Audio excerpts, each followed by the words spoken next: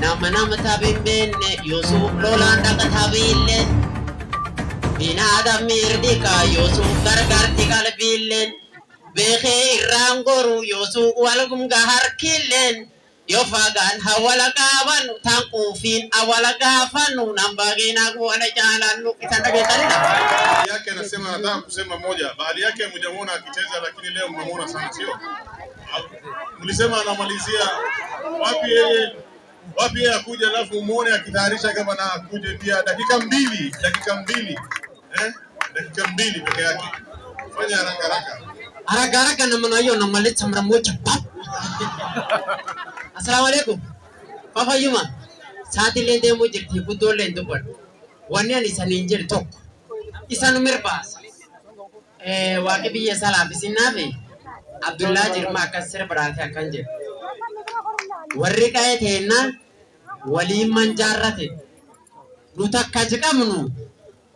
Isa dubintu sanigalu jirti. Nutakka jiqamnu. Namu qofa balbal baafate. Isani galte namu qofa balbal baafate. Utuba mina cabsine balbalaan jaarranne gaaf mine kun cabe waliin jalaa bannaaje. Dubbiin isani galte utubaan keessaneen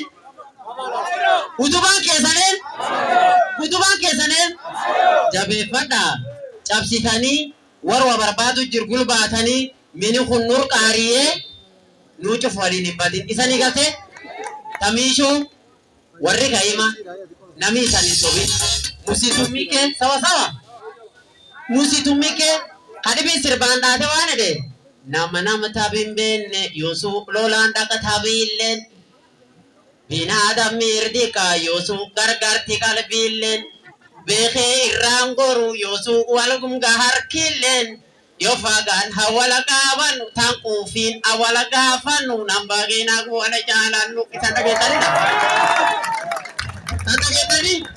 Waan hin quufin wala gaafadha harkaa waliin gahina akkisa wal'aantaniin nami quran argate. Isani galte tiyyaa kanuma warkan sadee waliin fuudha waaqi waliin deebisina aminnettani galatooma. kukaribisha His Excellency.